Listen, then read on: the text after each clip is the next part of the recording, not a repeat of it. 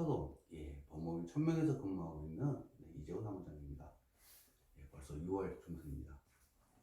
자, 오늘은 지금 제가 이제 유튜브가 끝나면 촬영이 끝나면 올리겠지만 보시는 것처럼 이제 성년 후견, 성년 후견에 대해서 말씀을 드리려고 합니다. 이 사건 같은 경우는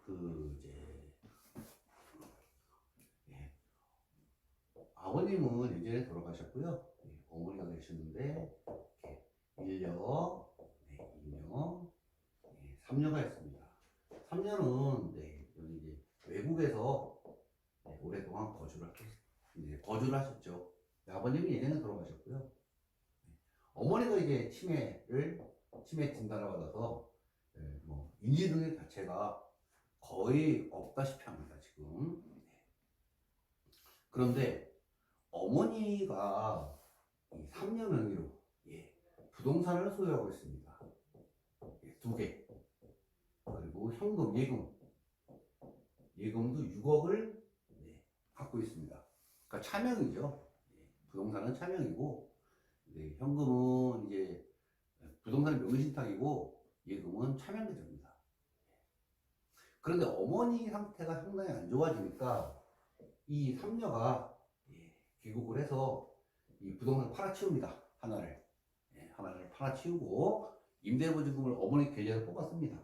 뽑아서 내주고 예금도 어머니 계좌에서 뽑고 그리고 어머니를 모시고 요양원을 전전하면서 알려주질 않습니다. 자, 이런 경우에 이제 이 부분만이 아니고 종종 상속인들 중에 어머니가 또는 아버님이 중증도의 치매를 이용해서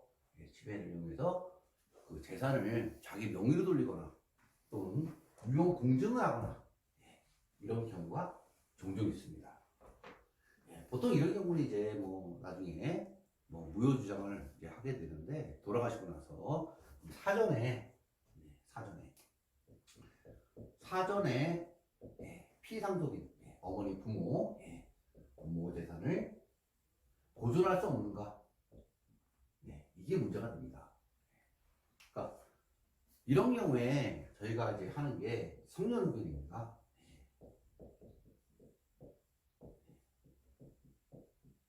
성년 후견을 하게 되면 이제 보통 이제 두 가지가 쟁점이 됩니다.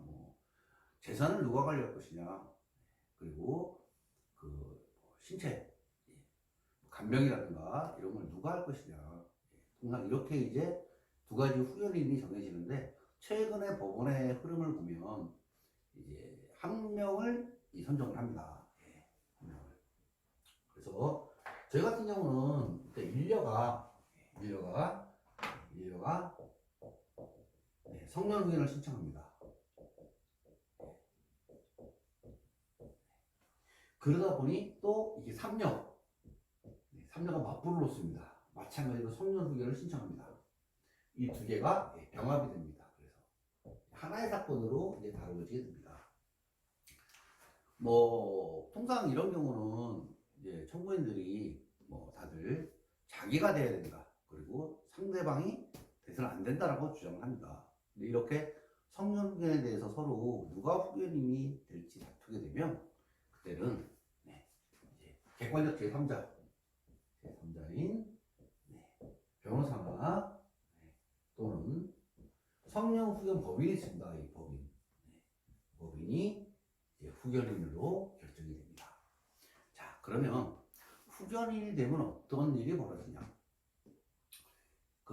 사건문에 저희가 이제 후견인에서는 대상자, 그러니까 정신이 온전하지 못하신 분, 그분은 사건 본인이라고 얘기합니다. 이 사건 본인의 소유에 있는 부동산을 매각하거나 예금을 출금할 때는 반드시 후견인의 도장이 찍혀야 됩니다. 그리고 후견인이 그거를 처분하고자 할 때에는 법원에 별도로 허가를 받아야 됩니다. 따라서 이 성년 후견이 된 이후에 유용 공증이라든가 매각, 예금 출금 이런 거는 안 안 됩니다. 예. 그래서 이 사건 본인의 재산이 원래 이 성년 후견의 취지가 그렇습니다.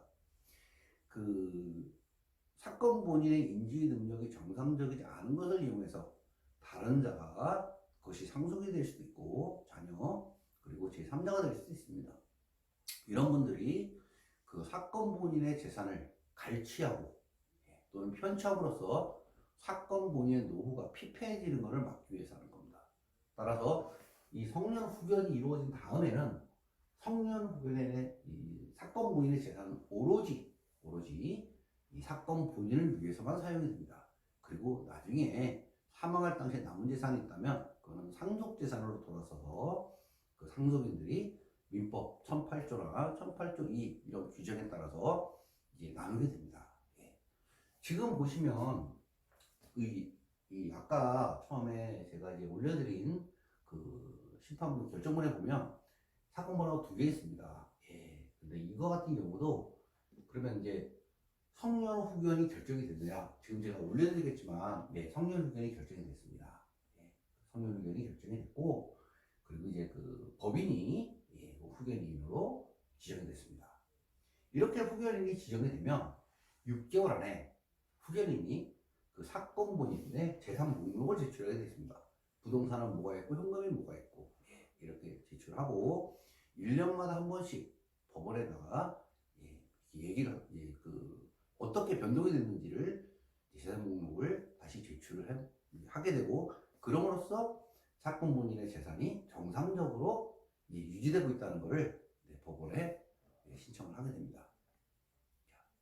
그래서 통상적으로 이제 그러면 어떻게 되느냐? 후견인 신청을 할 때 보통 이제 뭐 그 후견인을 위한 비용을 납부합니다. 보통 이제 600만 원 정도 됩니다. 예. 보통 한 달에 50만 원에서 1년치를 납부합니다. 그리고 이제 후견인이 이제 결정이 되면 그 후견인이 사건 본인의 재산에서 600만 원을 뽑아서 예, 그 신청자에게 이제 돌려주게 됩니다. 예.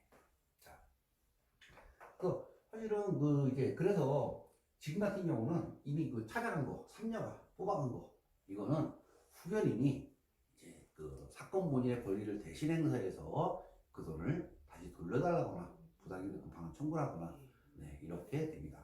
그거는 이제 뭐 별도로 또 법원의 허가를 받아서 예, 신청하게 되고 뭐 그런 경우는 이제 그 사건 본인 소송에 대한 비용 사건 본인의 재산에서 지급이 됩니다.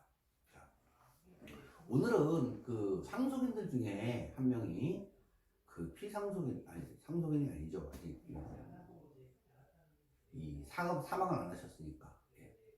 부모님의 자녀 중 한 명이 예, 자기 앞으로 돼 있는 걸 이용해서 부모님의 재산이 자기 앞으로 돼 있는 걸 이용해서 그걸 뽑아 쓰거나 또는 부모님이 치매에 걸리다 보니 이 부모님을 다른 자녀들에게 알리지 않고 요양원을 전전하면서 예, 그 부모님의 계좌에 있는 금액을 뽑아서 자기가 사용하는 경우에 예, 그 이걸 차단하기 위한 방법이 성년 후견이라는 거 예, 그런 그 방법인데 이런 그러니까 그 무리가 자주 들어옵니다. 요즘 뭐 수명이 길다 보니까 예, 그런 사례를 네, 오늘 말씀드렸습니다. 예. 그 이런 사례를 가끔 이제 전화를 받습니다. 어떻게 하면 되느냐? 뭐 그 부모님을 몰래 데리고 몰래 모시고 다른 데를 갈 수 없다면 결국은 예, 성년 후견을 신청하시는 방법 외에는 특별히 달리 방법이 없다는 것을 말씀드리고 만약에 그런 위험성이 있다면 하루라도 빨리 성년 후견을 신청해서 예, 무효의 유용고증이라든가 매매라든가 예, 또는 상속인한테 증여하는 다른 자녀들한테 무단으로 이게 무단이죠 사실은 부모님이 뭐 정상적인 인지 능력이 없는데 자기 앞으로 소유권 넘기는 거 증여를 원인으로 소유권 넘기는 것 자체가 예, 무효입니다 이거는 네. 이런 거를 방지하기 위해서 예, 성년 후견의 필요성이 있다고 말씀드리겠습니다. 자, 오늘은 그 부모님이 치매에 걸린 부모님의 재산을 다른 자녀가 침해했을 때 그것을 막는 방법은 성년 후견 제도를 이용하는 것이 맞다 예, 라는 것을 말씀드린 걸로 오늘의 강의를 정리하도록 하겠습니다. 예, 다음에는 예, 다른 주제로 말씀드리고 오늘은 여기까지 하도록 하겠습니다. 예, 강의 듣느라 고생하셨습니다.